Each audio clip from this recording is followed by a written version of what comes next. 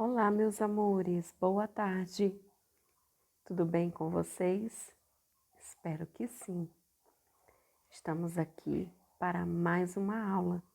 Nossa aula hoje será de ciências e nós vamos revisar um conteúdo que nós já estudamos, a exploração dos recursos naturais.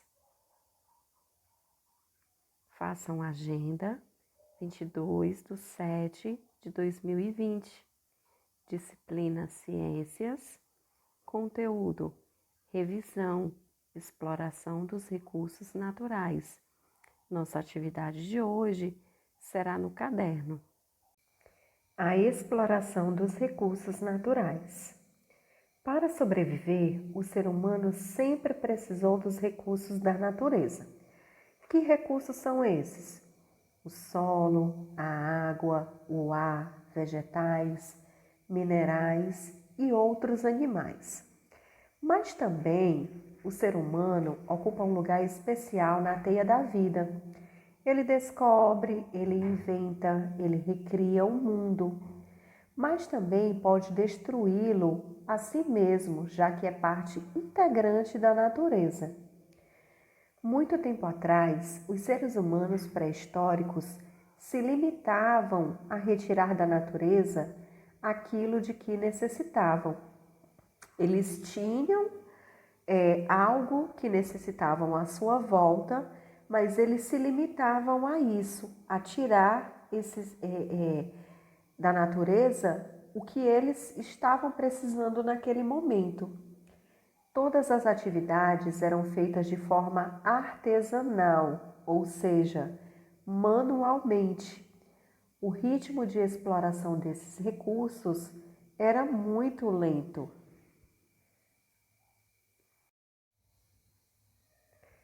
Então, a figura aí ao lado está mostrando um ser humano da pré-história.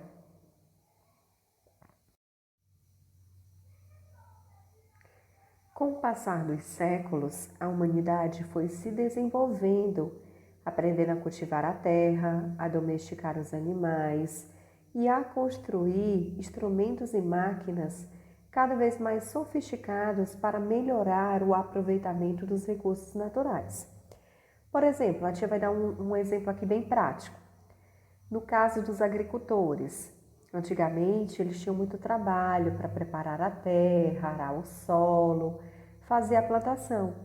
Hoje em dia já existem máquinas que facilitam o trabalho dos agricultores, então está cada vez mais fácil devido a essas facilidades, a esses instrumentos e a essas máquinas que ajudam no aproveitamento desses recursos naturais.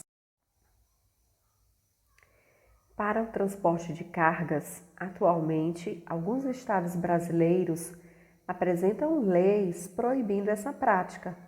Observem a figura. O que vocês podem perceber nessa figura? Que os animais estão sendo usados para puxar essa carroça, né, para trabalho. Então, existem alguns estados que hoje em dia já proíbem essa prática.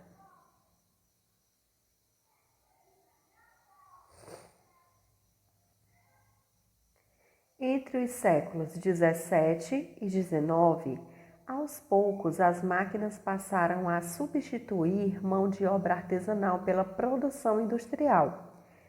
A população cresceu nas grandes cidades, necessitando cada vez mais de investimentos em casas, móveis, roupas e alimentação. Isso gerou um avanço na exploração dos recursos da natureza. Atualmente, somos cerca de 7 bilhões de pessoas vivendo no planeta Terra, em sua maioria nos grandes centros urbanos e necessitando cada vez mais dos recursos naturais. Então, a população cresceu nessas grandes cidades e hoje existe cada vez mais a necessidade desses investimentos. Que investimentos são esses? De casas, de móveis, de roupa, de alimentação. Isso gerou um avanço na exploração dos recursos da natureza.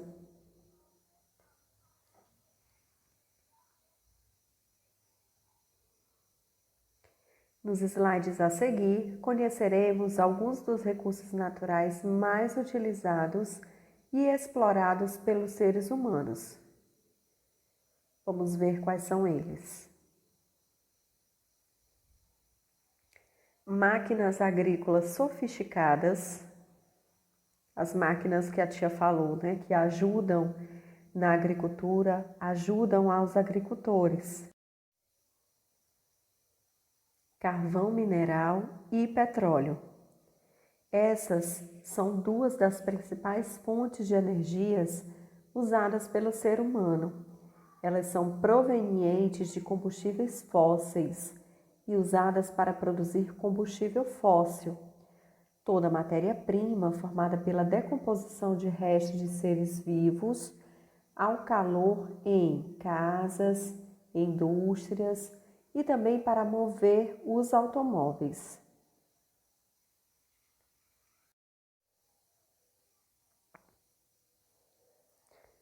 O carvão mineral e o petróleo são considerados recursos naturais não renováveis porque levam milhares de anos para se formarem. É do petróleo que obtemos a gasolina, o óleo diesel, os plásticos e vários outros produtos.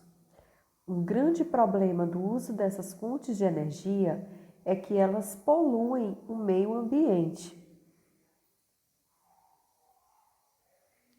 Olha só essa figura, está mostrando congestionamentos, como mostrado na figura, ocasionam mais consumo de combustível e, consequentemente, mais poluição do ar. Então, essa foto é do estado de São Paulo no ano de 2018.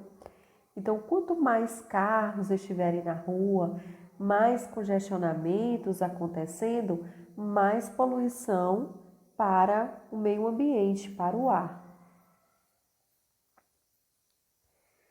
Plataforma da Bacia de Campos, no Rio de Janeiro, em 2015.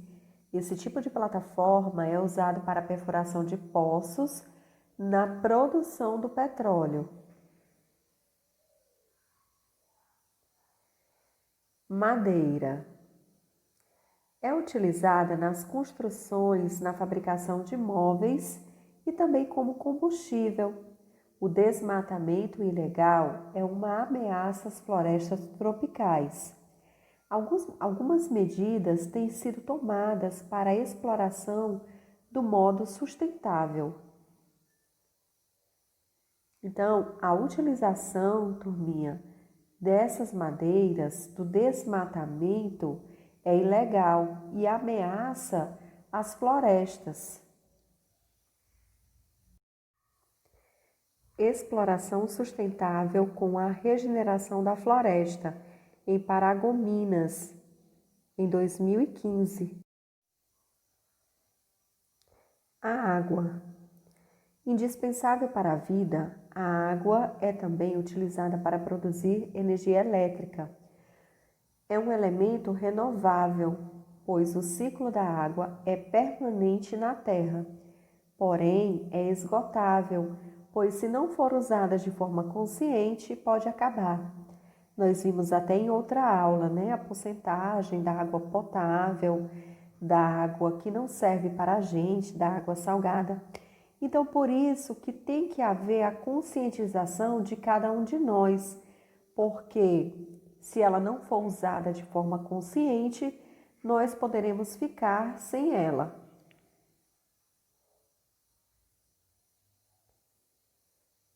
Metais. Extraídos das jazidas de minério, os metais são usados em seu estado natural para fabricar pequenos utensílios ou para fazer grandes construções. Metais como o ouro e a prata são muito usados na confecção de joias. O cobre é usado nos fios elétricos. O ferro é muito usado na construção civil, além de muitos outros exemplos. Quando um metal é misturado a outro metal ou a outro componente, ele passa a se chamar liga metálica. Um exemplo de um metal: panelas.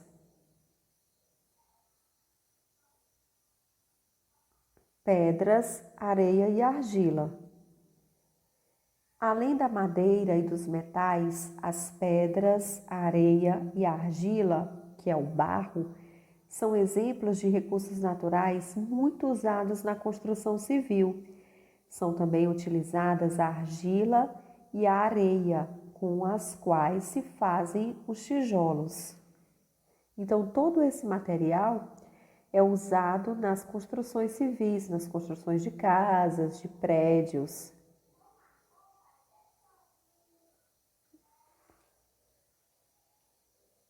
O solo.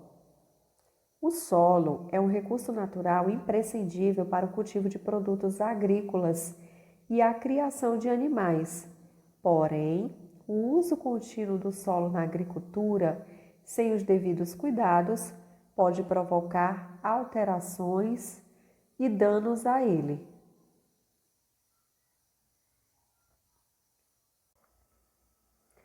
Proteção dos animais silvestres e das espécies vegetais nativas. Todos nós devemos ser responsáveis e cuidar do meio ambiente. Algumas atitudes, medidas e cuidados podem ajudar a recuperar e a proteger o meio ambiente. Tia, mas como é que eu devo ser responsável e cuidar do meio ambiente? Simples.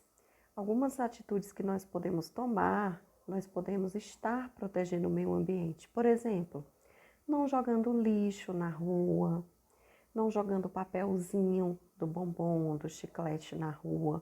Tia, mas eu olho para um lado, olho para o outro e eu não tenho aonde colocar, não tenho uma lixeira perto para eu colocar. Então eu guardo no meu bolso, ou eu guardo na minha mochila, eu guardo na minha bolsa, para quando chegar em casa pegar aquele papelzinho e jogar no lixo. Procurar separar o lixo do que é reciclável, do que não é. Então, fazendo essas medidas simples, tomando essas atitudes simples, nós estamos sim protegendo o meio ambiente. Entre elas está a preservação da fauna e da flora. Segundo informações do Instituto Brasileiro do Meio Ambiente e dos Recursos Naturais Renováveis, o IBAMA, que é o órgão responsável pelo controle e pela fiscalização dos recursos naturais, da fauna, da flora, da água, do solo. Então, é o IBAMA que toma conta, que fiscaliza esses recursos naturais. Ele fiscaliza os animais. Muita gente tem um animalzinho silvestre em casa, como o papagaio. Então, não é permitido, muita gente consegue possuir um animalzinho desse, mas com a autorização do IBAMA. Então, se não tem autorização do IBAMA, é ilegal. Então, é o IBAMA que fiscaliza esses recursos. Por exemplo, uma árvore muito antiga. Eu tenho uma casa e no quintal da minha casa tem uma árvore muito antiga.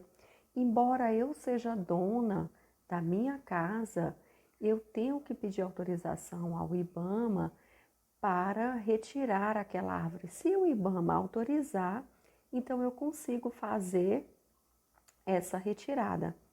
Então, ele é o órgão responsável pelo controle e pela fiscalização desses recursos naturais, certo? Continuando.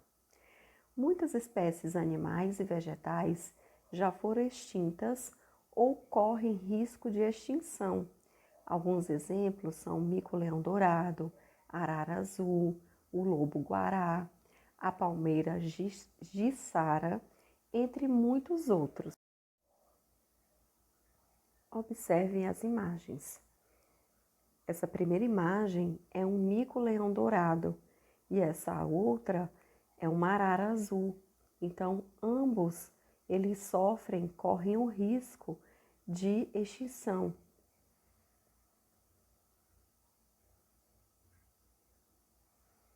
Os animais silvestres só podem sobreviver com segurança e liberdade em seu habitat.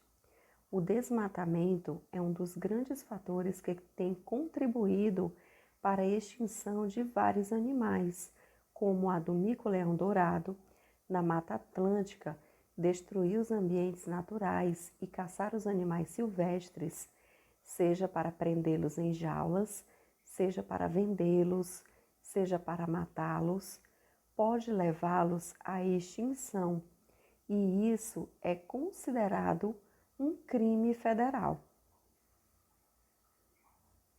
Então, é de extrema importância que esses animais eles permaneçam no seu habitat natural, que é na floresta, que é na Mata Atlântica. Se ele é retirado de lá por alguns desses motivos que a tia citou, né, para prendê-los em jaula, para vendê-los, para matá-los, então isso pode ocasionar a sua extinção. Eles podem desaparecer. Então, olha só, essa imagem é um lobo-guará. E essa outra é a palmeira jiçara. Ela é uma árvore da Mata Atlântica.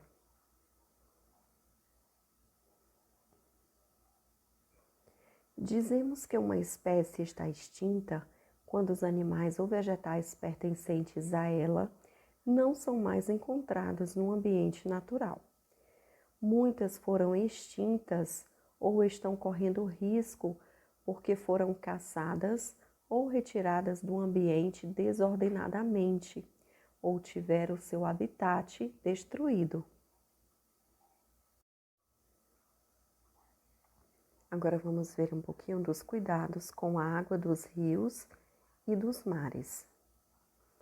Algumas medidas de saneamento básico que podem evitar a poluição dos rios e mares são a coleta de lixo e evitar lançar esgoto nos rios ou nos mares sem tratá-lo primeiro, ou seja, sem retirar da água as impurezas e os organismos nocivos à vida. Existe a possibilidade de recuperar rios que estão poluídos. Trata-se da despoluição das águas. No entanto, despoluir um rio leva muitos anos, custa muito dinheiro e implica com a colaboração de um grande número de pessoas. Então, cada um de nós podemos fazer a nossa parte. Como assim, tia, fazer a nossa parte? O que é que eu posso fazer para ajudar a não poluir os rios, a não poluir os mares? Por exemplo, quando eu vou à praia, que chupo um picolézinho, que como alguma coisa, eu não posso jogar meu papelzinho no chão, deixar lá na areia. Por quê? Porque a maré vai vir ou o vento vai levar e esse lixo vai acabar no mar. A mesma coisa é os rios.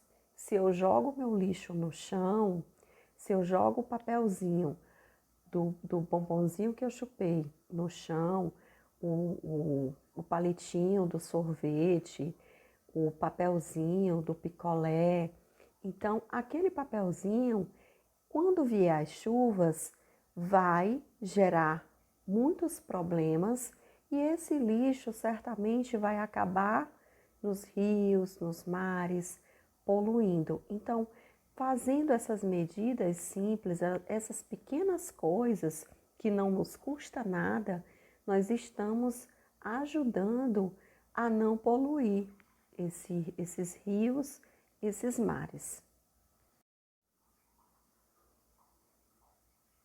E agora vamos falar um pouquinho sobre o reflorestamento. A vegetação protege o solo contra a erosão e cria as condições ambientais adequadas para a vida de muitos seres vivos. Por isso, nas áreas com solo adequado, onde existem poucas árvores ou nenhuma árvore, é possível fazer o reflorestamento, isto é, plantar novas árvores. Ainda existem florestas e matas que não foram derrubadas e que precisam ser protegidas. Curiosidade: desmatamento da Mata Atlântica é o menor registrado desde 1985. O desmatamento da Mata Atlântica entre 2016 e 2017 teve queda de 56,8% em relação ao período anterior, que foi de 2015 a 2016. No último ano, foram destruídos 12.562 hectares, ou 125 quilômetros quadrados, nos 17 estados do bioma. Entre 2015 e 2016, o desmatamento foi de 29.075 hectares. Este é o menor valor total do desmatamento da série histórica do monitoramento realizado pela Fundação SOS Mata Atlântica e pelo Instituto Nacional de Pesquisas Espaciais.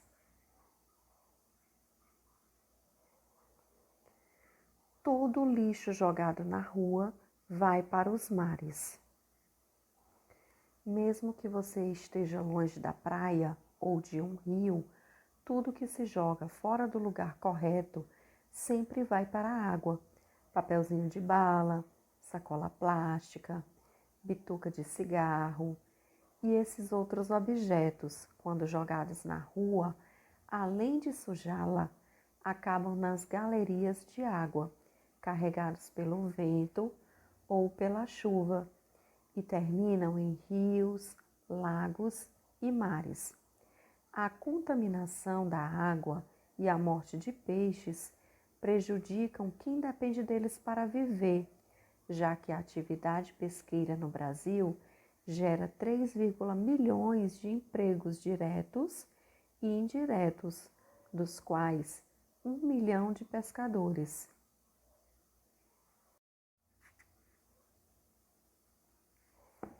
A sujeira deixada na areia da praia acaba arrastada pela maré alta para o alto mar.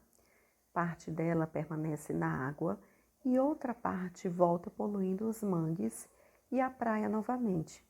Bitucas de cigarro são o lixo mais encontrado em praias e cursos de água. A bituca, quando se degrada no chão, também contamina a água subterrânea e o solo. Nos rios e nos mares, esses pedaços de lixo são confundidos com comidas por aves e peixes que acabam morrendo por asfixia ou inanição, afetando até os ovos desses animais por causa dos resíduos tóxicos. Atingem as tartarugas que comem esses fragmentos ou ficam entaladas com a embalagem. Então, olha só, o problema que o lixo traz para esses animais, traz para o meio ambiente, para o solo. Então, por isso a importância de nós não jogarmos esse lixo no chão, na areia da praia, nas ruas. Então, se cada um fizer a sua parte, nós estaremos protegendo o meio ambiente.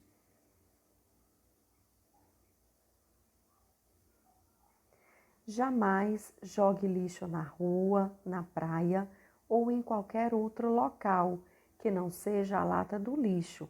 Separe o que for reciclável para que o material possa ser reaproveitado.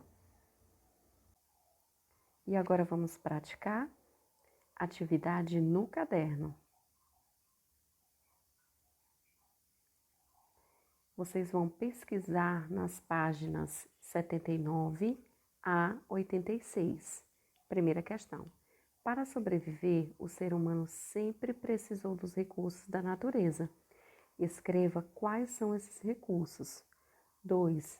O que é combustível fóssil? 3.